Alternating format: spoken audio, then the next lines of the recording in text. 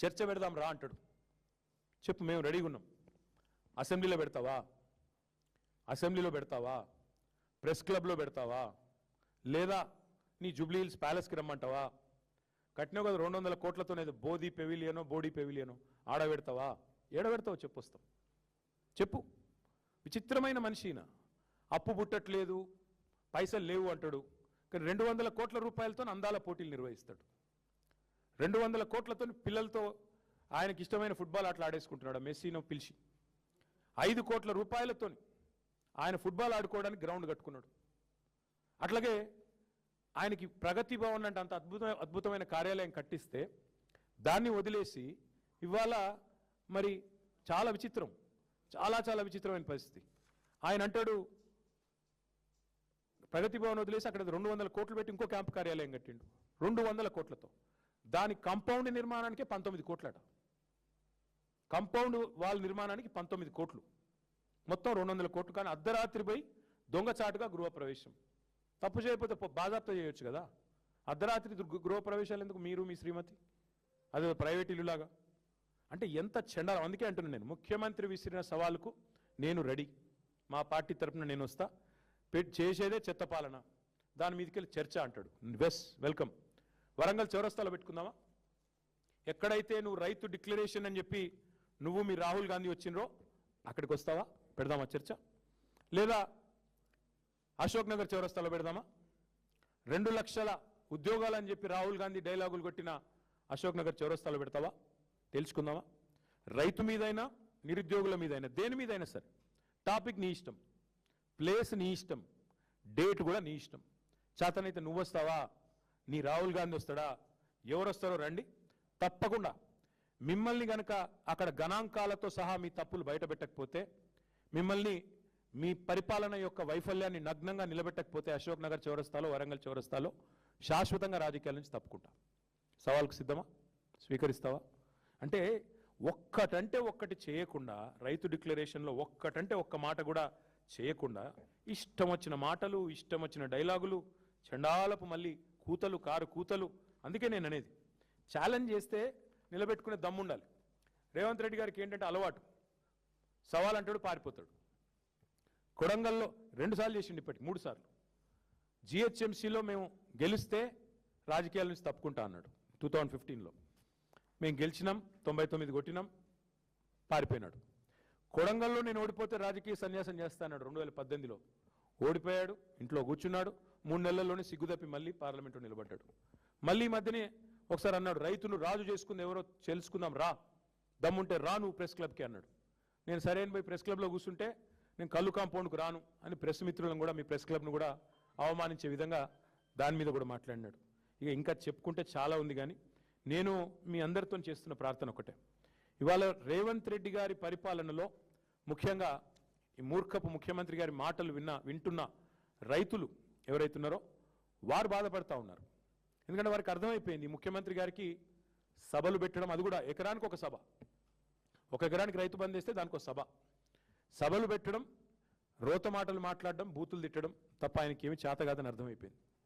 ఒకవైపు రైతులు ఏడుస్తున్నారు రోడ్ల మీద పడి, ఆ యూరియా యాప్ తీసేయండి నాయన, ఏమీ దౌర్భాగ్యం, మా దగ్గర కనెక్టివిటీ ఉండదు, స్మార్ట్ ఫోన్లు ఉండయి, ఆ యాప్ ఏంది, దాని లొల్లేందని నిజామాబాద్లో, కరీంనగర్లో రైతులు ధర్నాలు చేస్తున్నారు రోడ్ల మీద. కానీ ఉలుకు లేదు, పలుకు లేదు, కనీసం పట్టించుకునే నాదుడు లేదు. ఆదిలాబాద్లో ధాన్యపు కుప్పల మీదనే మన పాండురంగాన్ని రైతు ఆత్మహత్య చేసుకుంటే బోత్ నియోజకవర్గంలో మేము పోయినాం, అందరం మా ఎమ్మెల్యేలు మేము అందరం పోయినాం. పోయి ఆ రైతు కుటుంబాన్ని పరామర్శించి ఓదార్చి వాళ్ళు కొంత సాయం చేసి, ధైర్యంగా ఉండండి, చచ్చిపోవద్దు, ఇంకో 2 నెలల్లో మళ్ళీ కేసీఆర్ ప్రభుత్వం వస్తుంది, మీరు భయపడకండి అని చెప్పి ధైర్యం చెప్పి రావాల్సిన పరిస్థితి. ధాన్యం కుప్పల మీదనే వాళ్ళ రైతులు ఆత్మహత్యలు చేసుకుంటే ఇవాళ పట్టించుకున్న నాదుడు లేడు, పోయి పరామర్శించిన మంత్రి లేడు. మొన్నటిదాకా డైలాగులు కొట్టినాడు ఈయన, ఇదే రేవంత్ రెడ్డి గారు, పెద్ద తీస్మార్ ఖాన్ లాగా కేంద్రం మీద యుద్ధం చేస్తా, ఎట్లా కొనడో చూస్తా, అన్ని గింజలు కొనిపిస్తా చివరి గింజ దాకా అని పెద్ద తీస్మార్ ఖాన్ డైలాగులు కొట్టిండు. సడన్గా ఏమైందో మళ్ళీ ఇప్పుడు మోడీ ఎంత చెప్తే గంతే కొంటా, ఎన్ని గింజలు కొనమంటే గంతే కొంటా అని ఇప్పుడు బుడ్ర ఖాన్ మాటలు మాట్లాడుతున్నాడు. డైలాగులు ఒక సైడ్ ఏమో తీస్మార్ ఖాన్ లాగా, ఇంకోసారి చేతల కాడికి వచ్చేసరికి మాత్రం బుడ్ర ఖాన్ లాగా తప్పించుకునే పరిస్థితి. వాళ్ళ రైతులు అడుగుతున్నారు, వరి కొనవు, మొక్కజొన్నలు కొనవు, పత్తి కొనవు, ఏది కొనవు, జొన్నలు కొనవు. మరి ఎందుకు నువ్వు ఉన్నది, నీ ప్రభుత్వం ఉన్నది ఎందుకు? గతంలో మీరే కదా అన్నది రేవంత్ రెడ్డి గారు. నువ్వేమన్నా మధ్యలో బ్రోకర్వా? మోడీ కొనకపోతే నువ్వు కొనకపోయేందుకు 10,000 కోట్లు ఇస్తే నేను మొత్తం కొంటా, బోనస్తో సహా ఇస్తాను నువ్వే చెప్తీవి కదా. ఇప్పుడు చేతనైతే లేదా, నడుపొస్తలేదా? అసలు ఇంటెలిజెన్స్ ఉందా నీకు? నీ నీ నీ ప్రభుత్వానికి ఏం జరుగుతుందో కనీసం క్షేత్రంలో అవగాహన ఉందా నీకు? రైతుల్లో ఎంత ఆందోళన ఉందో, ఎంత అలజడి ఉందో తెలుసా? ఎంత తీవ్రమైన ఇరిటేషన్ ఉంది రైతుల్లో. ఎక్కడికక్కడ యూరియా విషయంలో మీరు చేస్తున్న దుర్మార్గాలు, యూరియా ఇవ్వడం చేతగాక. ఒకనాడు కేసీఆర్ గారి పరిపాలనలో ఆటో డ్రైవర్కి ఫోన్ చేస్తే పొలం కాడికి యూరియా వచ్చేది. కానీ ఇవాళ మీ అద్భుతమైన పరిపాలనలో యూరియా కోసం బారులు కట్టాల్సిన పరిస్థితి, లైన్లో చెప్పులు పెట్టే దుస్థితి.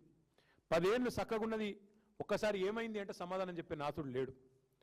మరి మేము అడిగేది అందుకే, మీకు యూరియా సంచులు తెలియదు కానీ ఢిల్లీకి డబ్బు సంచుల విషయం అందరికి మీరు మోస్తారు బాగా అని తెలుసు.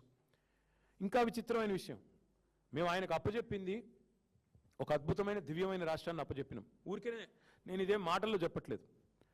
పర్ క్యాపిటల్లో నెంబర్ 1 తెలంగాణ. ఈరోజు కూడా 4,20,000 రూపాయలతో వీఆర్ నెంబర్ 1 ఇన్ ద కంట్రీ. ఇది వాస్తవం కాదా? మరి దాన్ని పట్టుకొని దివాలా తీసిన రాష్ట్రం ఎట్లా అంటావు నువ్వు? SOTRలో స్టేట్ ఓన్ ట్యాక్స్ రెవెన్యూస్లో నెంబర్ 1 తెలంగాణ. GSDP పెరుగుదలలో నెంబర్ 1 తెలంగాణ. అట్లాగే దర్జాగా ఉన్న రాష్ట్రాలలో, పెరుగుతున్న రాష్ట్రాలలో నెంబర్ 1 తెలంగాణ. నీకు చేతనైతలేదు. నెంబర్ 1 స్టేట్ ఏమైంది? చివరికి పోయి ఓటుకు నోటు కేసులో నెంబర్ 1 A1కు దొరికిపోయింది. అందుకే ఇవాళ ఏం జరుగుతున్నది?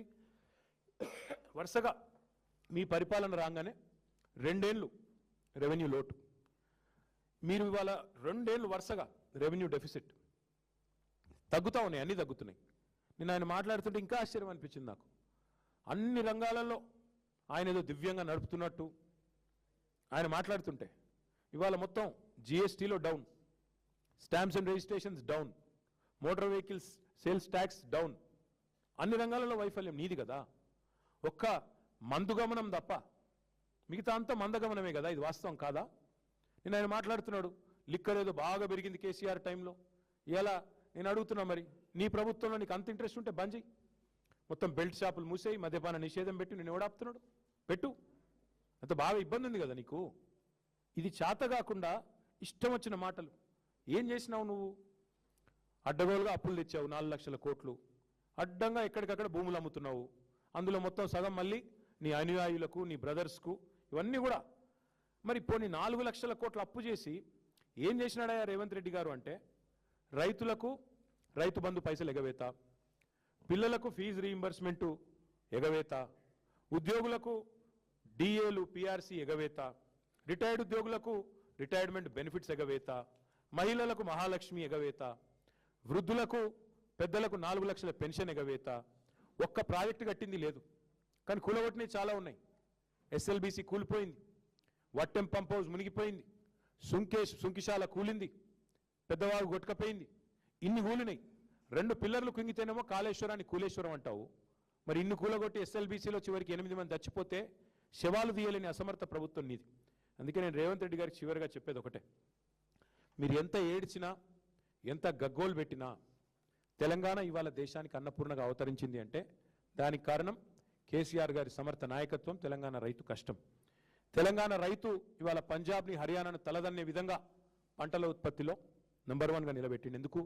కేసీఆర్ గారు చేసిన ప్రయత్నం వల్ల. రైతు చల్లగా ఉండాలని చెప్పి కేసీఆర్ గారు అప్పు చేసినా, 2,80,000 కోట్ల అప్పు చేసినా, కేసీఆర్ గారు రైతు మీద 5 లక్షల కోట్ల పెట్టుబడి పెట్టిండు 10 ఏళ్లలో. రైతు బంధుకే 73,000 కోట్లు, రైతు రుణమాఫీకి 29,000 కోట్లు, 24 గంటల కరెంట్ ఇవ్వడానికి 1,00,000 కోట్లు, ఉచిత విద్యుత్ అందించడానికి 50,000 కోట్లు, కాళేశ్వరం, పాలమూరు, సీతారామ లాంటి సాగునీటి ప్రాజెక్టులు, మీరు పెండింగ్లో పెట్టిపోయిన కల్వకుర్తి, భీమా, నెట్టెంపాడు లాంటి ప్రాజెక్టులను పూర్తి చేయడానికి మొత్తం 1,60,000 కోట్లు. ఒక్క ధాన్యం కొనుగోలుకే 10 ఏళ్లలో కేసీఆర్ ప్రభుత్వం ఖర్చు పెట్టింది 1,32,000 కోట్లు. మిషన్ కాకతీయతో చెరువులు బాగు చేయడానికి ఖర్చు పెట్టింది 5,500 కోట్లు. రైతు బీమాకు ఖర్చు పెట్టింది 6,000 కోట్లు. రైతు వేదికలు, రైతు కల్లాలకు మళ్ళీ 1,000 కోట్లు. అంటే మొత్తం కలిపి 5 లక్షల కోట్లు కేసీఆర్ గారు రైతుల మీద ఖర్చు పెట్టిండు. కాబట్టే మరి ఈరోజు తెలంగాణ భారతదేశంలోనే అన్నపూర్ణగా అవతరించింది. ఇక చాలా చేశాం కానీ ఇవన్నీ నేను చెప్పను. మేము మోటార్లకు మీటర్లు పెట్టమని చెప్పినాం, తెగించినాం. నువ్వేమో ఇవాళ బడేబాయి భయానికి, కేసుల భయానికి తప్పించుకునే క్రమంలో భాగంగా రైతుకు ఉరిపెట్టే ప్రయత్నం చేస్తూ ఉన్నావు రైతు డిస్కమ్ పేరిట. కాబట్టి రేవంత్ రెడ్డి గారు ఇకనైనా సరే మీకు కేసులు పెట్టుకోదలుచుకుంటే, మమ్మల్ని తూలనాడదలుచుకుంటే, దూషించదలుచుకుంటే అది నీ తెలివి తక్కువతనానికి నిదర్శనం. దానికి మేము చేయగలిగింది లేదు. కానీ దయచేసి తెలంగాణను దూషించకు. తెలంగాణ ముఖ్యమంత్రిగా ఒక సిరి సంపదలు కలిగిన ఈ రాష్ట్రాన్ని, కష్టపడే ప్రజలున్న ఈ రాష్ట్రాన్ని దయచేసి మాటలతో, సూటిపోటి మాటలతో మరి అందరి ఆత్మస్థైర్యాన్ని దెబ్బతీసే విధంగా, అన్నదాతల ఆత్మస్థైర్యాన్ని దెబ్బతీసే విధంగా మాట్లాడవద్దని కోరుతూ, మరి నిజంగా కూడా నీకు చిత్తశుద్ధి ఉంటే we're ready for your challenge అన్నావు కదా నిన్న. ఎక్కడ పెడతావో పెట్టు. వరంగల్లో పెడతావా, అశోక్ నగర్లో పెడతావా, ప్రెస్ క్లబ్లో పెడతావా, అసెంబ్లీలో పెడతావా, నువ్వు ఎక్కడ చర్చ పెట్టినా రేపు పెడతావా, ఎల్లుండి పెడతావా, అవతల ఎల్లుండి పెడతావా, నీ ఇష్టం. ప్లేసు, డేటు, టైం నీ ఇష్టం. We are ready. 10 ఏళ్లలో మేం చేసింది ఏందో, 2.5 ఏళ్లలో నువ్వు చేసింది ఏందో రైతుల విషయంలో చర్చకు మేము సిద్ధంగా ఉన్నామని చెప్పి మళ్ళొకసారి తెలియజేస్తూ మీ అందరికి కూడా ధన్యవాదాలు.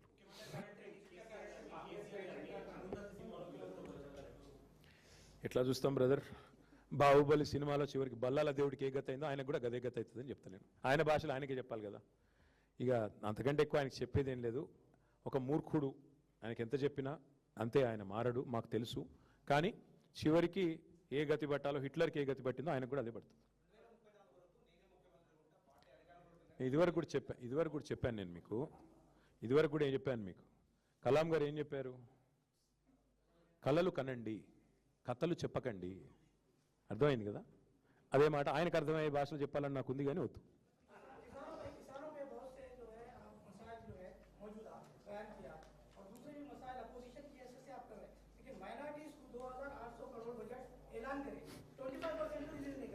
किसके बारे में बोलूं बड़े भाई, कितने बोलूं. इसलिए हम एक काम कर रहे हैं, किसानों के बारे में जो इन्होंने वादा किया और धोखा दिया, उसको लेके हम किसान डिक्लेरेशन पे वारंगल में एक मीटिंग करें. उसके बाद से जल्दी यूथ डिक्लेरेशन पे भी एक मीटिंग होगी, SC ST पे भी एक होगा, BC पे भी एक होगा, और माइनॉरिटी डिक्लेरेशन के नाम पे भी एक और मीटिंग होगा. इस सारे एक के बाद एक करते आएंगे. अभी तो खेलना है ना, 2 साल और खेलना है. हमको क्रीज में रहने दो, खेलने दो. बड़े भाई छोटे भाई दोनों लगे.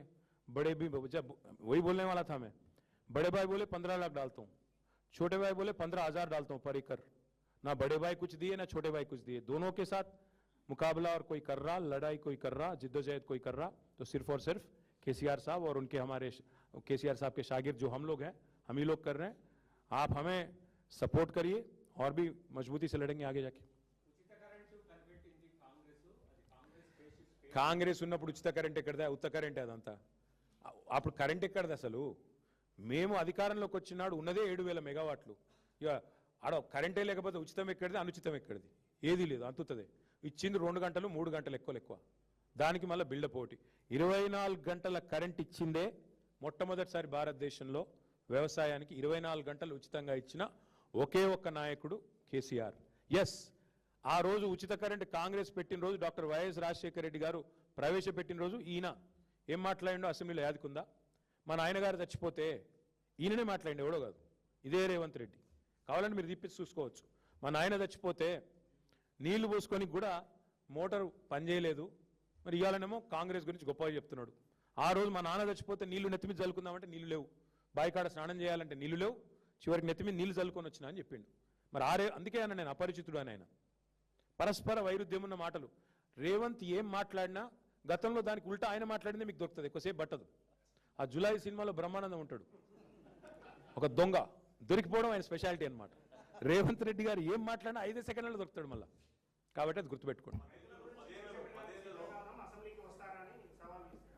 వస్తూనే ఉన్నాం కదా. కేసీఆర్ గారు ఎప్పుడు రావాలో ఆయనకు తెలుసమ్మా. నేనేమంటున్నా అంటే, రేవంత్ రెడ్డి గారికి మా పార్టీ తరఫున పాపం ఆయనకి బాధ ఏంటంటే ఒక ఐడెంటిటీ క్రైసిస్లో ఉన్నాడు. వాస్తవం చెప్తున్నా మీకు, అసలు విషయం చెప్తున్నా. ఆయన బాధ ఏంటంటే ఎదురుగా కేసీఆర్ ఉంటే నా పర్సనాలిటీ కూడా ఏమైనా ఎలివేట్ అవుతుందేమో, ఒక ఇన్ఫీరియారిటీ కాంప్లెక్స్ ఏదో ఆయనకు ఉంది. ఎదురుగా కేసీఆర్ గారు వస్తేనే నన్ను ఎవడన్నా దేక్తాడు యువతల, లేకపోతే మేము తిడుతుంటే ఆయనకు అర్థమైతలేదు. మేము మాట్లాడుతుంటే, మేము ప్రశ్నలు లేవనెత్తుతుంటే